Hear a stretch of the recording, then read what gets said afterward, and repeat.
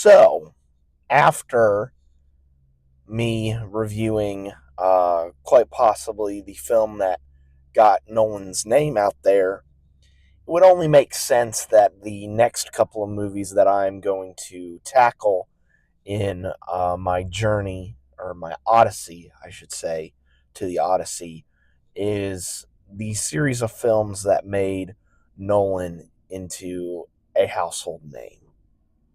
And what better place to do it than starting right at the beginning? Hey guys, what's going on? It's Daniel Strong from QuickTime Reactions, and welcome back to my personal Odyssey on my way to the Odyssey, where I'm going to be reacting and reviewing every single Christopher Nolan movie that he has made before the Odyssey comes out in July. And like I said, this is probably the most famous set of Nolan movies that probably anybody will ever know. If you hear the name Christopher Nolan, this set of movies is the first thing that comes to people's mind. So, let's just start at the beginning. I am talking about Batman Begins, which came out 20 years ago. It came out in 2005. This, of course, stars Christian Bale, Katie Holmes, Michael Caine, Morgan Freeman, Garyoldman, as well as Cillianmurphy, as well as a whole host of others as well. And this tells the story of Bruce Wayne, not only his upbringing, but his inspirations, like, his parents, obviously, but also we get to see how he transforms into the Batman, essentially, while he has to take on two interesting foes, one of which is Dr. Jonathan Crane as Scarecrow, and the other is his mentor in a group that he trained under, the League of Shadows, Rasalghul. So, this, for context, this Batman movie was the first one since Batman and Robin, which was 97 or 98, one of those years. And so, people had a bit of a sour taste in their mouth, considering that, like I said, Batman and Robin was the last Batman movie to be released. So when word came out that, Nolan, the dude that, did Memento and Insomnia, he's going to be doing a Batman movie, my assumption is that, heads were turned. But we have 20 years of hindsight to look back on. And I can safely say that, you know, with that power of hindsight, that, it all turned out pretty well, in my opinion. But this first one, I had actually never seen it before. I had seen two, and I had seen bits of three, Rises, but I had never actually seen one, or Batman Begins. And it's really, really good. Like, all the performances in this are awesome, of course. Bale is awesome as both Bruce Wayne and as Batman. Um, Katie Holmes is great as Rachel. We'll talk about, what happens with the second movie, with the recasting, all that stuff. But, I kind of wish that she got that opportunity to continue playing Rachel in the second movie. But, again, we'll talk about that when we get to Dark Knight. Uh, Michael Caine is Alfred, in my opinion. He is the definitive Alfred, in my opinion.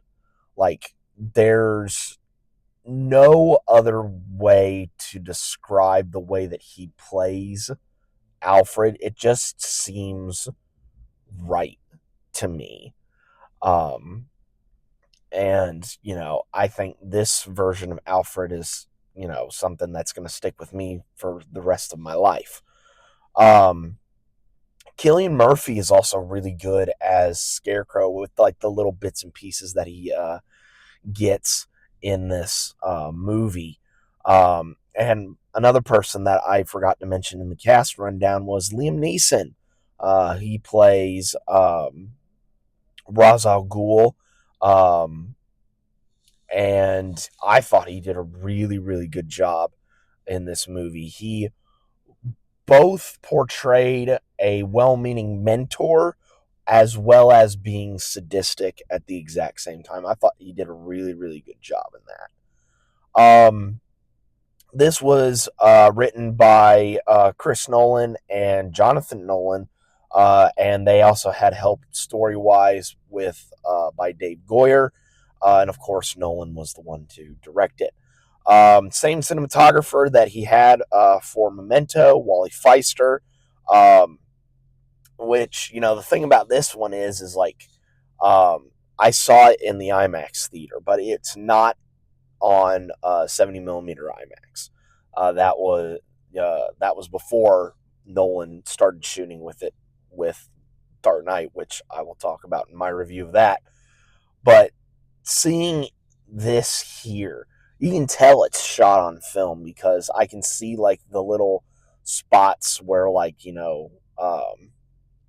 I don't know what they're called, but like the fragments of film where it's like it pops up on like certain frames here and there. Like you can tell it's shot on film, which I really appreciate.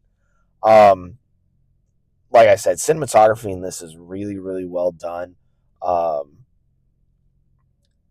the score I had for the longest time in my head had just thought, okay, this is Hans Zimmer. It's just Hans Zimmer um, for these movies. But no, it is Hans Zimmer and Nolan's other composer, James Newton Howard. Or James Newton Howard. Um, and I thought they did a really good job with this score. Definitely lays the groundwork for what they would eventually do in Dark Knight, and then with Zimmer fully taking over when it gets to Rises.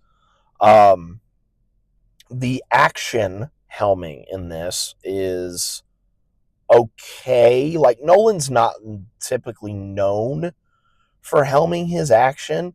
Like the vehicle chase, I thought was pretty good. Maybe a few too many cuts for my liking, but I still thought the vehicle chase was really good.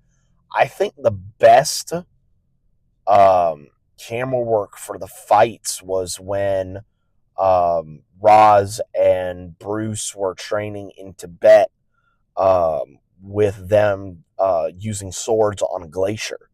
I thought that was probably the best fight choreography. When I say fight choreography, I mean like them doing it plus in combination with the camera, like not too many cuts. That's what I mean by that. Everything else seemed like choppy and shaky, but like for some scenes, I can understand that. Like when Falcone is about to get jumped by Batman. Batman takes out all of Falcone's goons, and you don't necessarily see him because they're saving that reveal for him being in the suit. So I can understand cutting around that.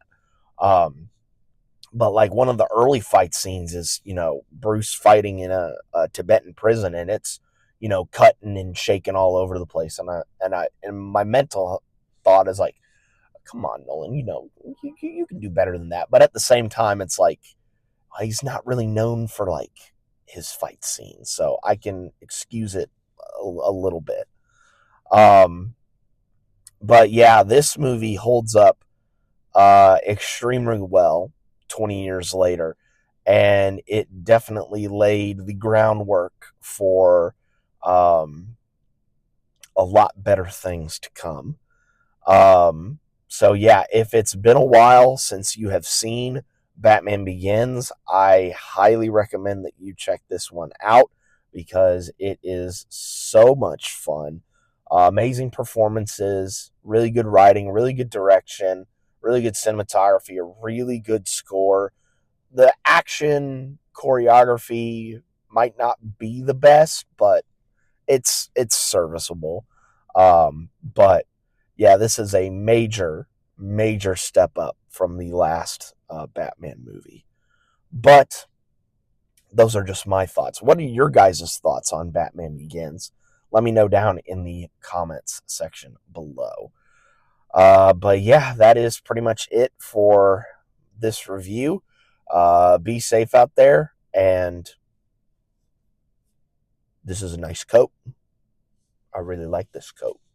I'm not going to trade it for, somebody's coat on the street because, I like this coat. So I think I'm going to keep this coat. And I will catch you guys next time.